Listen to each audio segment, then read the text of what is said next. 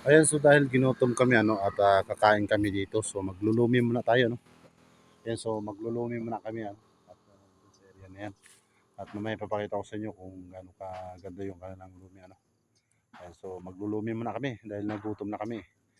Ayan, so let's go, punta tayo doon.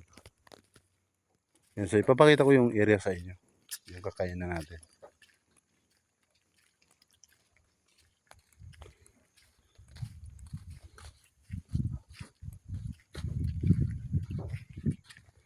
Itong area na to, yan. So dyan tayo kakain at ang inyong kasulong El Nido nagutom na. Ayan. Dahil nga isang buong araw yung aming deliver ano. Yan, so nag-ikot-ikot kami kung saan saan kami nakarating at ginutom kami dito na sa Tipnay. Yan, so sa part ng Tipnay ito no. Yan, so may isang guest tayo kumakain dyan. Yan, so yan si Gab. Hi Gab. Hi. Kain tayo, kain. So maglulumi kami dito no. Yan kung makikita yung area ito. Yun yung kanilang menu.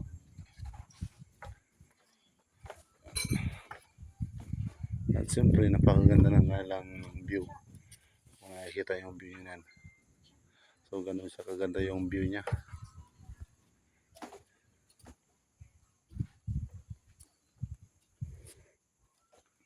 Sobrang taas oh.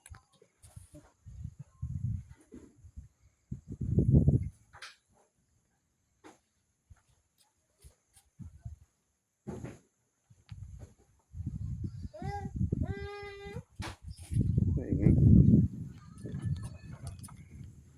Ito nakapark yung motor.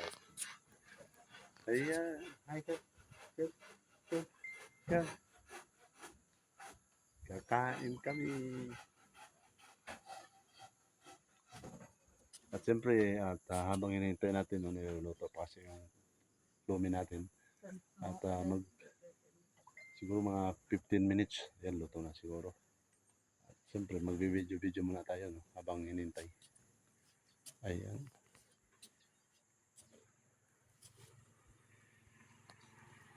So yung area na to, hindi kalayuan sa highway. Ayan. So, hindi siya kalayuan sa highway, ano, at napakalapit lang. Ayan. So, yung pangalan ng ano nila, Socorro Hill. Socorro Hill View. Ayan o. Ayan yung pangalan ng ano nila. Okay, Socorro Hill View. So, yun yung pangalan ng kanilang Lumi House. Makikita nyo, napakaganda dito, no? Ayan.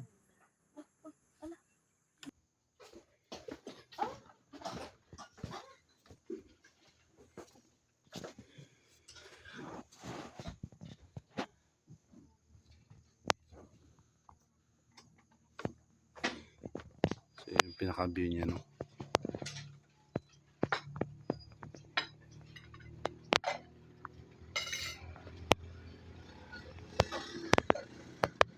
Okay, thank you for watching everyone. Thank you for watching.